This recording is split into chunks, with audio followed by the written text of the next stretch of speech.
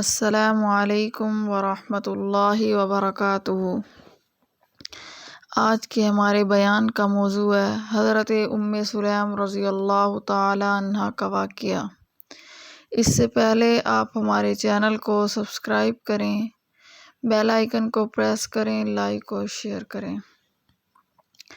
نحمدہ ونصلی علی رسولہ الکریم، اما بعد فاعوذ باللہ من الشیطان الرجیم، بسم اللہ الرحمن الرحیم۔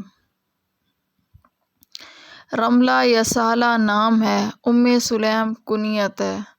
حضرت انس بن مالک رضی اللہ تعالی عنہ کی والدہ ہیں۔ والد کا محترم کا نام ملہان ہے۔ انصار کے مشہور قبیلہ بنو نجار سے ہیں۔ مالک بن نضر سے نکاح ہونے کے بعد سلیم نے اس کو اسلام کی طرف رغبت دلائی، لیکن اس نے اسلام قبول کرنے سے انکار کر دیا۔ اس کی وفات کے بعد ابو طلحہ سے نکاح کر لیا۔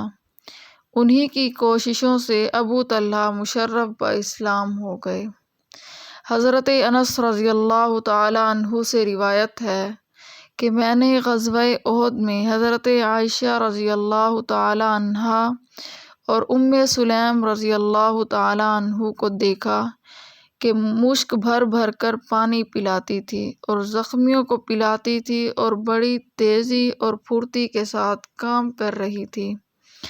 رسول اللہ صلی اللہ علیہ وسلم سلیم اور انصار کی چند عورتوں کو غزوات میں ساتھ نکلنے کی اجازت فرماتے تھے، جو لوگوں کو پانی پلاتی تھی اور زخمیوں کی مرہم پٹی کرتی تھی۔ سلیم رضی اللہ تعالی عنہا غزوہ حنین میں ایک خنجر ہاتھ میں لے کر نکلی تھی۔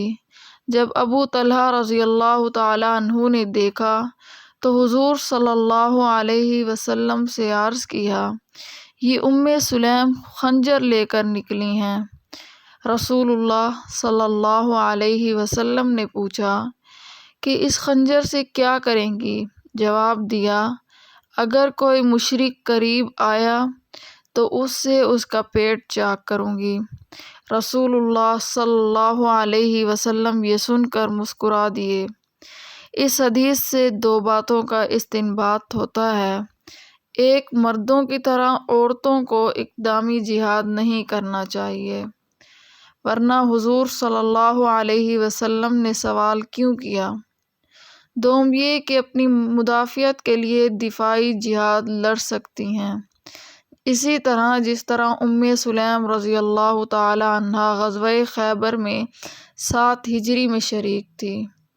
وآخر دعوانا ان الحمد للہ رب العالمین۔